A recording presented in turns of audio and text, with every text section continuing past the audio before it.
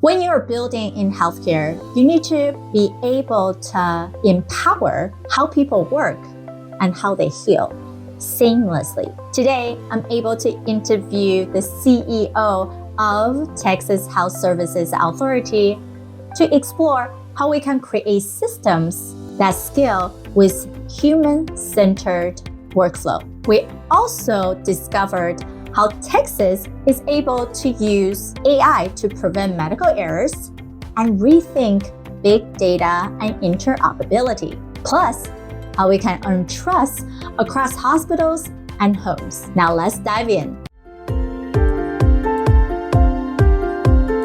Welcome to Provider's Edge, the podcast that helps healthcare entrepreneurs and innovators break down barriers and control their business, life, and future with valuable action steps. With me, your host, Sabrina Runbeck, a recovered clinician and a business deal catalyst. Let's rewrite the rules and create a positive social impact while increasing your profitability.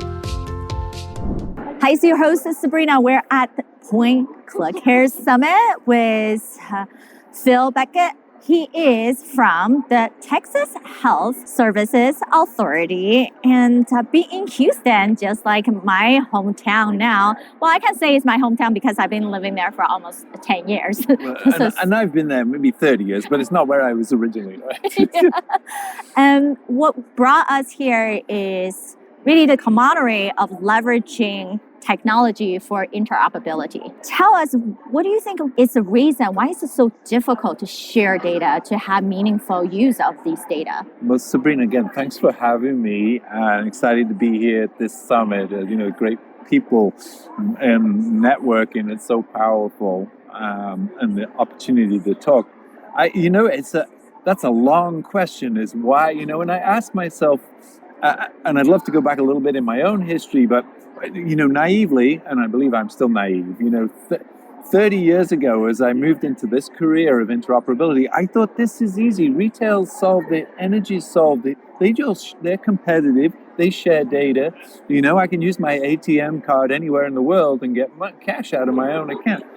What's the problem? I just, take these lessons from these other industries and apply it to healthcare. Well, 30 years later, I now know that it's not easy like that. And there's so many reasons why it doesn't work. But probably, I think for me, the one piece that and we made a lot of advances, and we can talk through those, but I still think there's a lot of friction in that process. Healthcare data is messy, it's complex, there's a lot of it. Some people have, hundreds of pages of data. It's coded differently. So as a consumer of that data, say I'm a physician or a PA, and I don't have time to dig through all of that stuff. It's not easy, and if it's not in the workflow, if it's not automated, if it's not helping me, then I'm not going to use it. So I think I don't think this is ever a technical problem. We've got the technical tools to do this. It's a process problem. It's an incentive problem. Are we aligned financially to share data? It's a legal privacy problem. I think that's why I love this career, is because it's so complex and it involves all of these things, all of these layers, that it's not as simple as putting in a piece of technology to fix this. All you do, and I go back to kind of, the Henry Ford quote, if I asked the people what they wanted, they tell me a faster horse, and he came up with a car. And I think we need to think the same. If all we think about, we take healthcare today and we digitize those same things, we just make faster, bad processes. And not that all the processes are bad, but, I think we need all of us, young and old, and in our experiences coming together. And how do we truly transform the way we deliver healthcare? We got to think outside the box. We've got great tools. Artificial intelligence, there's a lot of talk about that here. How does that play in there safely? But you can't just throw artificial intelligence at this and expect it to solve the problem. It's going to take us as humans to think through this and really think outside the box. How do we do that? Right. It's about what we think the true problem is and what tools do we have to solve it. And if we don't, how do we create the tools to analyze that? Now, AI is able to help us in a lot of ways, but it still need a human to design it, to ask the right question. And we use AI so much in different tools, in lead sourcing, in generating communication with patients, with Salesforce, and with marketing messages.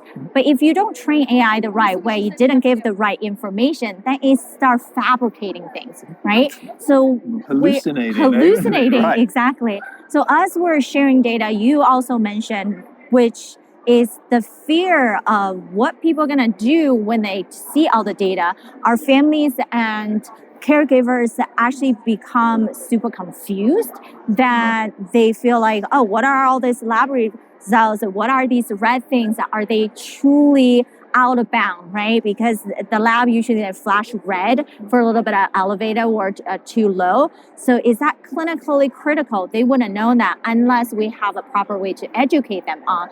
And at the same time, if we're hiding those information, quote unquote hiding, but it's that we're not sure if patients should see all those, but then they feel like something is being hidden from them. And then all they're asking is this high level, are my dad and mom okay when they're in a hospital or in a long-term facility, because they don't have the insight, or the other insight is they start Googling everything, right? Which is, and then you find out you're going to die tomorrow. Right. It's just like it goes to them. Right. So that's the multiple different layer of challenges. What do we use the data for? Who's getting it? And I also have seen friends who are heavy on the patient advocacy side to say, we are the patient, we should own the data, and then my data can be shared and sold to other people that do clinical trials if I so choose to. We should have the power. But then the question also brings that sharing a data, where do you store to be HIPAA compliant? And is that truly blockchain or something else that Web 3.0, whoever knows what that could possibly be, right, to help all of us to solve these questions. Right. So now you've been in the fields for decades after decades.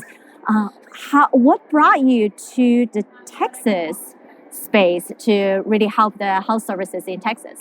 Well, so going back, and you bring up great points, and I totally agree with you in this sort of education gap between physicians who've spent years at medical school understanding medicine, and you've got patients who understand nothing about that, and you share data between the two. That doesn't really work. And there's so many. Yeah, it's another of a really important barrier. But yeah, for me, if I can go back right to the beginning of my story, I was born in northern England on a dairy farm, and I was, as I looked at this industry that I was in as a kid, I watched these cows and a lot of grass going in the front and a lot of poop coming out of the back and not much milk. And I'm like, why are they so inefficient? What's going on here? So I went to college to study protein metabolism. That's the most expensive part of the diet.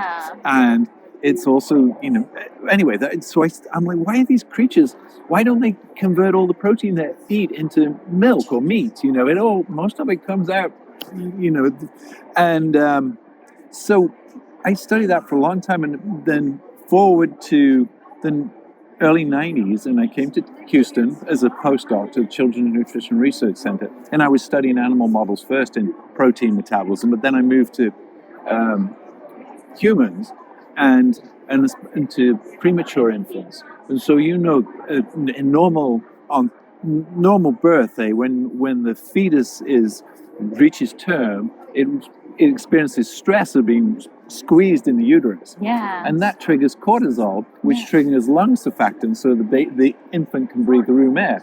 So preemies never experience this. So they're born without lung surfactants. You put them on oxygen, which causes a lot of damage to the lungs. So you give them steroids to trigger lung surfactant, but that makes some protein breakdown, which is not good for these little guys. So I'm studying, can you have the beneficial effects on lungs without the negative effects on protein? So, but that was really transitional for me in like all these data silos, and even in the NICU, in the hospital, within the system. Remember, this is the early 90s. I'm doing this in the 90s. And there was, and there's paper charts everywhere, but not everybody had access to the data to make the decisions that they needed to make. So I really transitioned my career then to, I can have much more impact on people's lives through getting data to the people who can make decisions with it and use it, whether that's patients, physicians, nurses, community health workers, whoever it is, but appropriate sharing of data can really drive change in healthcare. So that's where I've spent the bulk of my career. But the bulk of that career has been learning why this is difficult. But I'm super passionate about that. I want to see change. I want Texas, to. But you see, we have the tools. We can manage chronic diseases. We have the medicine for that. We have the digital tools to coordinate care. It's not all tied together, and so people fall off the wagon, and it costs way more. Then you go to the emergency department with end-stage kidney disease, you're starting to cost a lot of money, and it's no fun for the patient. We've got the tools to either prevent or really slow that progression, but it takes communication and coordination of the patient, the family, or the clinical resources, community resources, and we have to think in models that way rather than the more transactional way that we think of in healthcare. Patient comes in with, problem, I patch it up, send them out again, end of story. That's kind of the way it is. Yeah, it's that difficulty of sorting all those complexity through. Is what does that mean for us to have the power of data and not rely on this traditional way of seeing medicine as a reactive mode of this is what happened, we have symptoms, then it got diagnosed, and most of these acute care problems, people have no idea they have these diseases until it's diagnosed. Then they realize some of them are very late stage, and they now need surgery. They now cancer patient need a chemo, and not just early stage detection. And we can do something, then they can just go into remission, right? Right. So there's a lot of difficulty into the conversation. Now, what are you guys doing in Texas? What are some of the initiatives that you're doing right now? And also, what are some of the initiatives that you're hoping to do in the future? Yeah, so I would say what we do now is super just foundational. It's basic stuff like patient matching. How do you know there's only one Phil Beckett? He's been to multiple places. Somewhere he's Phil Beckett, some places Philip, so he's got a dress type. To kick things off, Phil broke down why sharing healthcare data remains a stubborn problem. And it is not because we lack the technology. Misaligned incentives, broken workflows, and legal gray zone continue to block progress. We talked about the ripple effect of poor interoperability in clinicians, caregivers, and families, and why moving from reactive care to proactive coordination require more than digitize old system.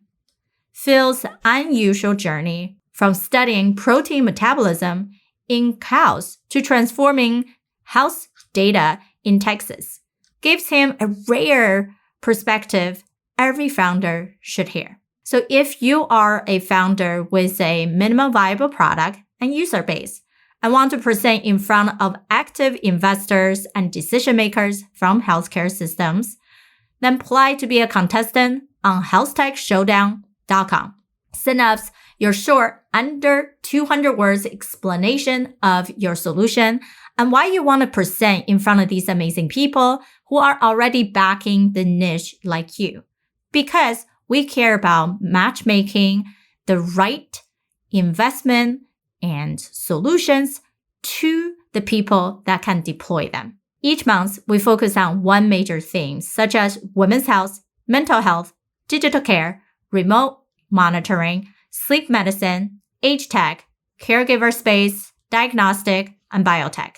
Now go to healthtechshowdown.com to apply. All right, let's get back to the rest of this episode. They don't match up. So you've got basic things like that. We recently, there's a law change in Texas that hospitals can swipe driver's license to capture the demographics, standardize off the driver's license and use that in their master patient index. So that distribute. We've also been working, again, this group working on baby naming conventions. When you have a baby, they name you baby boy, Beckett or baby girl Sabrina, and or baby number 2. It all gets, and then when the baby gets a real name, those two records don't match up. So you've kind of got this, neonatal record with your baby boy, whatever, baby girl name, and then you've got your, MEX record.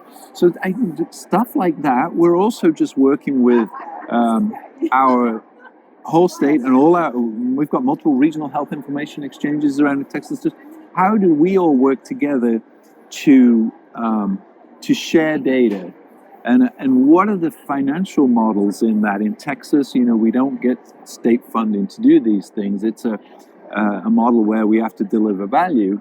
So again, in the healthcare system, who gains benefit from data sharing? Hopefully the patient does. You're not asking them to pay. Health plans do. So working with them, they're a key part of this.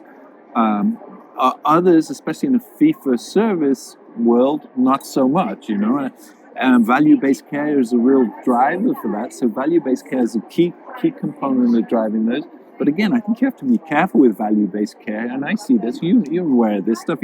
Somebody comes up with, hey, this is a quality measure that we should measure.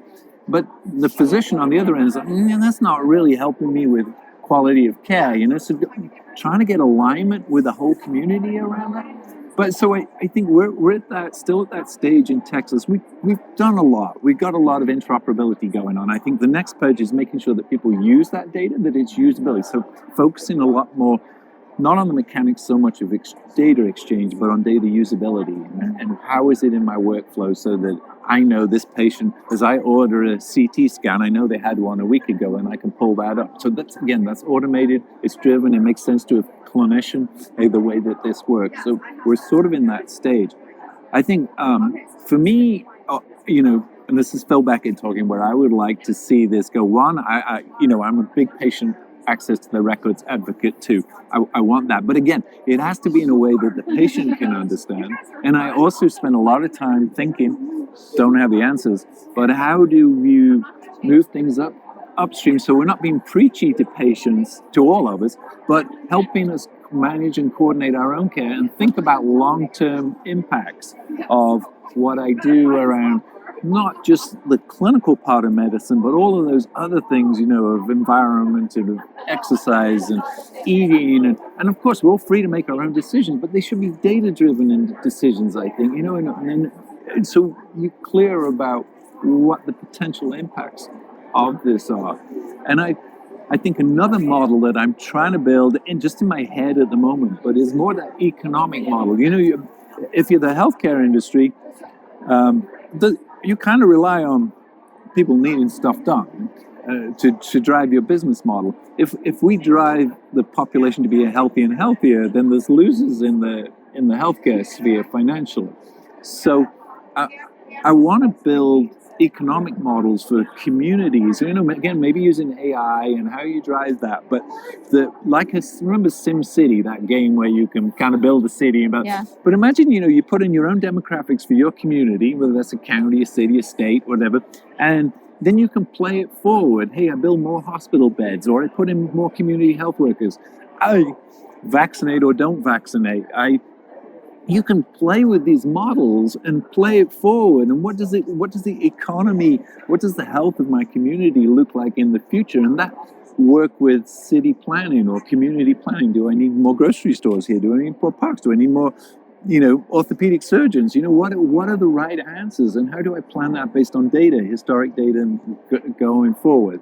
And how do we have healthcare that it's more around elective stuff? I do more facelifts and I do more, this stuff that yet our population we're treating less, chronic disease in the emergency department. That behavioral health is not taboo, or, that it's accepted. It's part of medicine. We invest in that and really help people, all of us. I include myself in that. I'm a patient plenty, and paint a picture of a future that focuses on wellness and health and less on disease. Yeah, that's the big movement nowadays, is the longevity talk of food as medicine. What do we need to consume, supplement, or simply practice from what we call a 5-dimensional integration of the physical body, the labs, the disease state, but also movement, right? How people hire these high-end physical trainers to get your body stronger as you age, get your bone density. It's not just, oh, I barely walk, I barely see the sun, and it's not just taking a bunch of supplement, but it's a customized way, right? There's a company that come out with either DNA testing to create what you process, where you're lacking, and as well as a very high-end nutritional plan based on what can you eat, and nutritionists in your pocket type of thing. Food as medicine is a new driver in a lot of topics. Totally. And seeing as a whole picture also from a spiritual side of who are we as a being, why are we doing things, whether we in medicine because that has been a childhood dream where we've seen people who has been such a detriment and then we play into the role we wanted to be here. And just like your personal story, you gone through the pediatric side, research side, and you start seeing the gaps of I can't even do anything because of paper chart. How do we upgrade that using technology to help me find the better solution and moving into the reactive to responsive, right, preventative medicine. And that spiritual side, I think, also help with the psychological side of what we see, especially from patient perspective. Oh, I'm healthy. I don't need to do anything. Why should I monitor my vitals? I know what to eat. We should be able to, based on who you are, your comorbidity and lack there are, your family disease or lack there are, to create a customized package for you that's most helpful for you. Even down to even Ayurvedic medicine uses blood type, right? You process food differently even through your blood type and the shape of your body. And then you can, when you're thinking about gaining weight or losing weight, there's a different plan for that. It's not all size fits all. So as we start looking into those personalized medicine, putting the people in the center, we do have to think medicine as away from just this disease-driven physical type of solution and adding the layer of mental health, the psychological behavior, and adding a layer of spiritual, not necessarily religion, but who are we as beings? What do we believe in?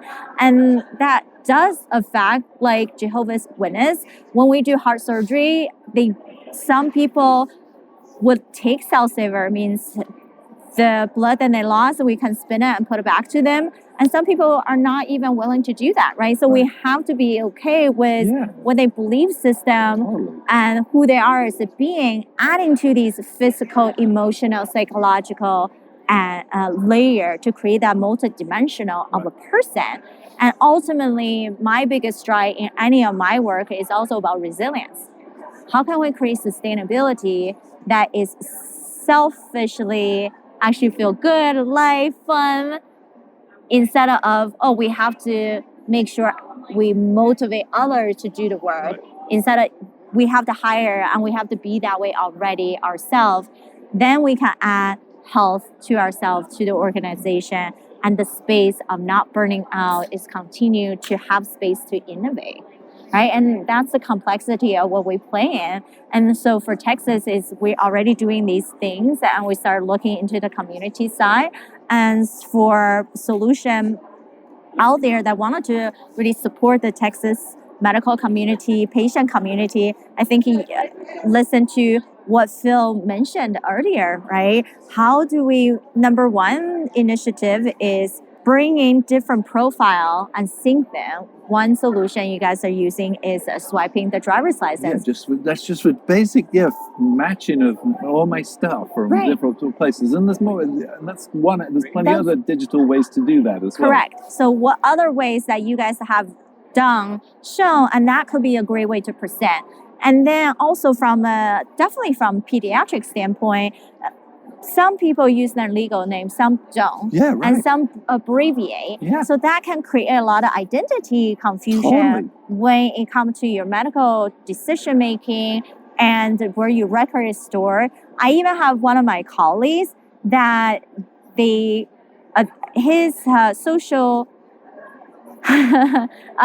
his social security number and his name was not exactly matching. Somehow it got duplicated, and then the system thought he has deceased, and instead of he was in the VA working as a provider, and so you can see it's multi-level of confusion. It is. It happens plenty, I mean, there's good systems there, but it's not foolproof, and and we need to, and we have the tools. We can do better on that.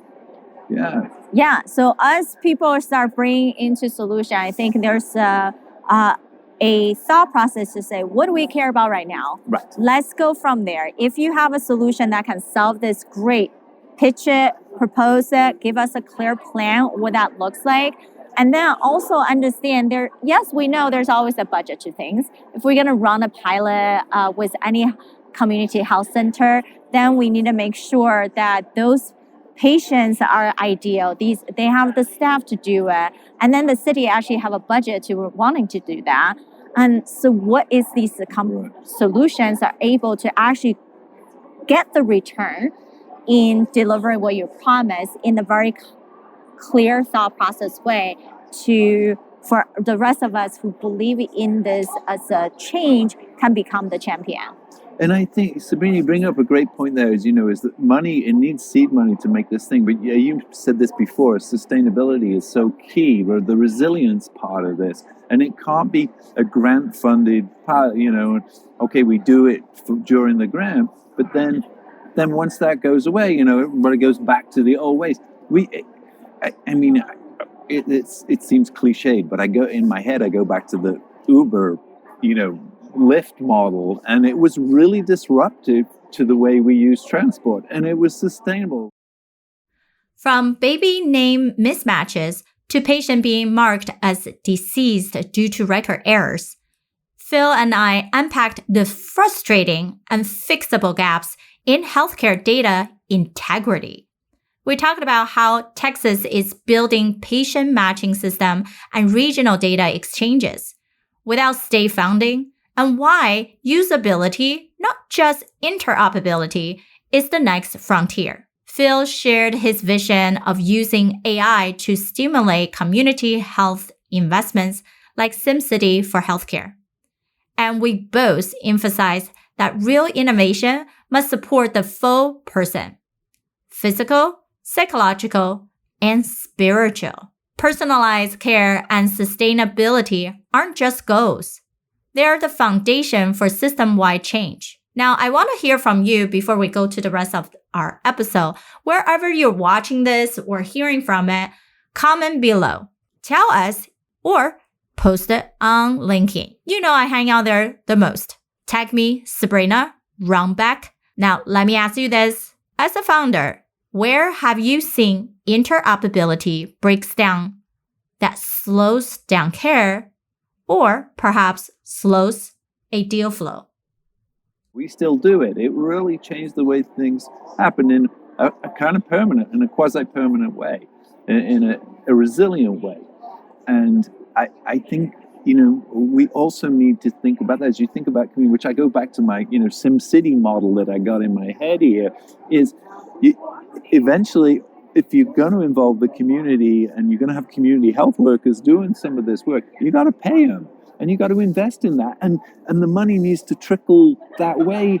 And even more so, I'll joke. I know this doesn't make any sense, but I say, you should pay the community health worker as much as you pay the cardiologist, because the community health worker can potentially, by working together with people, reduce the need for the expensive stuff at the end of the day. Right. And I know that's a little far-fetched example, but I think it illustrates the point here, is we need to think about our investments on the front end. And of course, we all need our own choices and freedom, and I totally agree with that. I'm from Texas, so individuality is what we need, but we should have the options, if we want to be able to have this more holistic care that you're talking about. And I also think for business, if I'm speaking from a business, not from our own thing here, but just as community businesses, if you've got employees who are healthy and happy and engaged, then they're spending 100% of their time thinking about their work, and they're more productive, they're more creative, they're at the top of their game. If they're worried about their, what's going on in their bodies, and it goes for all of us, it's natural, eh? You're off your A game, you're on your B game or C game. That's not good for business. So as business leaders, as legislators, as community leaders, we should be thinking health and wellness and investing there and sustainable models there. And, anyway, I just, that's the way to, it's my like, head. right, the integration of things, right? Yeah. And then at the end of the day, interoperability is about integration. And it's a tiny piece of it. It needs all of us. There's so many cool things here, and people with technologies and all these, and we just need to all sit down together. But and have that model, but that's sustainable, resilient model that we're moving forward together. Yes. As we wrap up, I know something that I recently saw a post is that the government has been cutting significant funding into grants and NIH researches.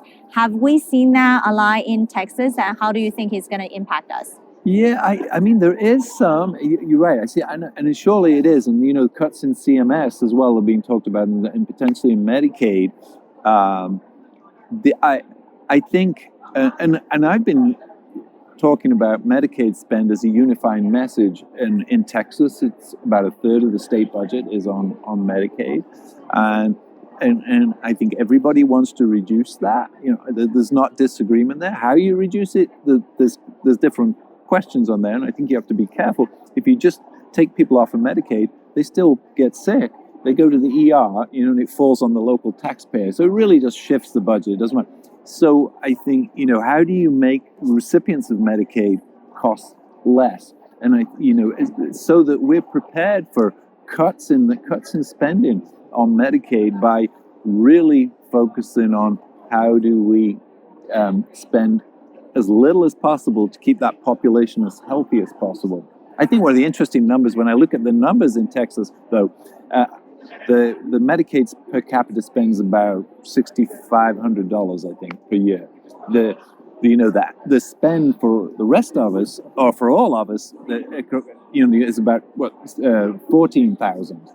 The per capita spend. So these are mostly kids in Texas, so they don't have that. But the spend is less. So I wonder, hey, maybe there's lessons we could learn from Medicaid that goes the other way. But if you look at there's still 6,000. I think we could reduce that to 3,000 per and get the same health outcomes if we're strategic and think about that, and help the Doge, help bring down those CMS costs through better management. The biggest way, is administrative costs, pre-or, all this paperwork that gets shoveled around, and chronic disease management.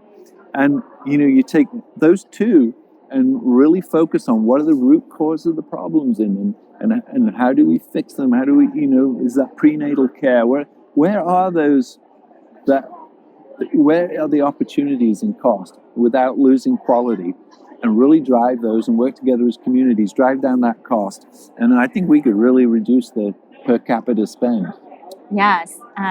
Unit economics, no matter what industry, is important. Is that, did you spend more money and get the same result? Or did you have a lot of waste in those money that we can really help to reshift it? It's not to say those funding is going to go away. It's more like, let's use it in a better way that we can even support more of the communities and more people in need, and then getting better result overall. And as we wrap up, I always love to ask this question, more of a fun question. If we give you a magic wand and you can use for anything within the healthcare of whether it's a Texas-based or your personal interest, to grant you 3 wishes, what would you use it for?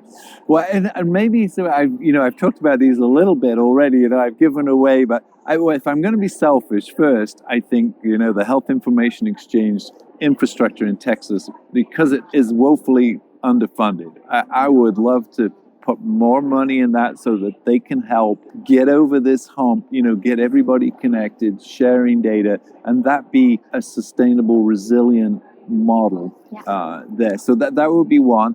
I think The second would be, I really am, with all the barriers in place, but the patients have access to their own records. They are part of the solution here to sharing their records with providers, that they've got access to their own records in a secure place, and have the ability. And again, we've got the tools to do that today, but that was available to patients, for free. So I would love to fund that. And then the other is third, the one that I mentioned is try to build an AI predictive model of healthcare economics, community economics, so that any, city planner or commissioner or legislator can go in there and mess with, or a data, a demographer can go in there and mess with the numbers and look in the crystal ball and say, this is what Texas looks like in 2035 if we go down this path, fork in the road versus this one. Otherwise, you're making decisions based on kind of guesswork or history. And we've got the tools, we've got the data, historic data, we've got amazing technology that can help us run out those models. So I would, love my magic $1 to build something like that empower communities to make their own decisions about where they want to go. Yeah, that would be awesome. So for everybody who's listening, if you have ability to help Texas to increase interoperability, have ability to build that economic AI prediction model, and then the second one you mentioned was patient access. Patient access, right. Especially we know like Epic have a patient portal, right. but there's a lot of other platforms that don't have that option, right. And then there are start popping out these patient portals from a long-term care standpoint. So how can we get in touch with these patient portals and things to get to the hands of the caregivers? And I start seeing those solutions as well, is that caregivers start saying, I don't really know what happened to my moms, whether they are in a hospital, in a nursing facility, in long-term, short-term care, and they're just simply worried and they don't have all the medical knowledge to ask the right question, right. And to give them that reassurance and not be so fearful about sharing data, be transparent in that, and give people the power of the data and the resources, of course, done in the HIPAA compliant way. Oh, totally. Right. And that actually helped to cut down a lot of human capital resources of calling back and forth. So leaving messages that you never know if they would actually call you back, right? So there's a lot of ways that we can really empower both the patients, providers, caregivers, as well as the policymaker, the payers, the insurers, and then the innovation family. So we can really connect all the dots. And that's definitely something that we already started doing. And I think we can do more and more intentionality behind it to truly push things forward. So how can people find you to have deeper conversation if they have one of those solutions? Sure. No, that we're at thsa.org is our website. The info@thsa.org is the best way to reach us, and would love to talk and just share. Again, we're really a convener of communities. We have this interoperability collaborative run by Catherine Lusk. She brings together hundreds of people from around the state to say, what is it we need? And then go together in unison and say, this is what we need, electronic health record vendor. This is what we need, policymaker, to help us, so we got all these kind of advocacy brain trust groups working together, not on, point solutions, but on a unified solution for the state. So it's a really powerful group. So I really see us as Texas Health Services Authority as a convener and facilitator of that kind of work, and get that from the crowd. Hey, what is it you really need? Yes, amazing. So make sure when you have the idea, send it over. And the more that you can help the community as a whole, the better it is. We just have to do it all together. And for anybody who are watching this, whether you're listening, watching on YouTube podcast or live streaming, we would love for you to connect with us, subscribe to the channel, and comment below. Really share with us what is something that you see interoperability can really do for your community, or you're already doing that as a company point solution to the community you're sharing. And then you can propose your idea to the Texas Health Services organization, where we can adapt your suggestions and see what we can do together. Thank you so much, Sabrina. Thank you. I really enjoyed it. I think it's great talking together. Thank you. Thank you. Thanks so much. Yeah. In today's episode, I spoke to Phil Beckett from the Texas Health Service Authority about the real obstacles standing in the way of healthcare innovation. We tackle why interoperability remains so elusive.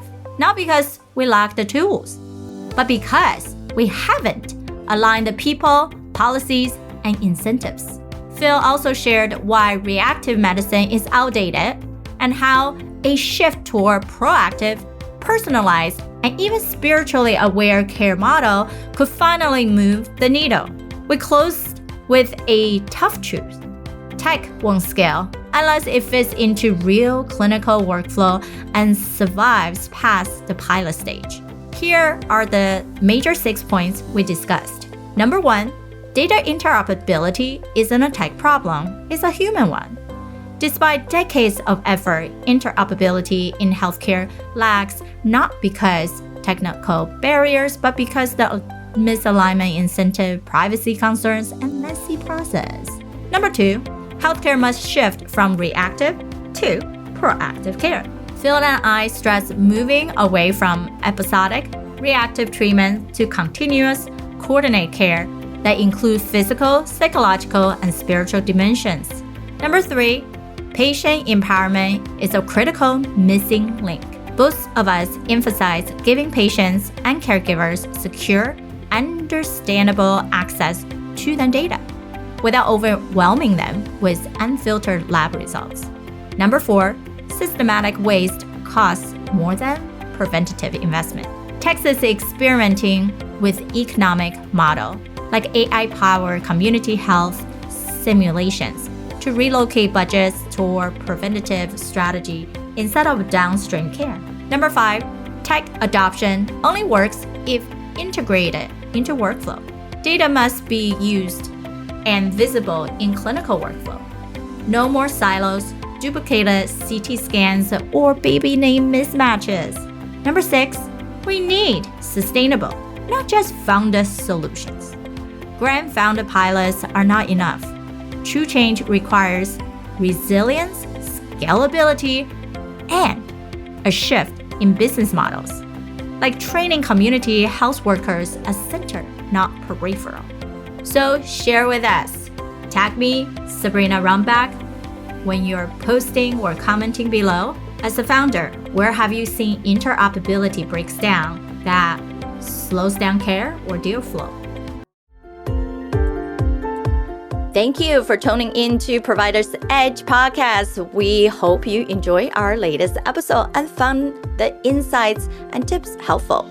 We'd love to hear your feedback on the show and learn what topics you'd like us to cover in the future. So please take a moment to leave us a review on your favorite podcast platform and let us know what you think.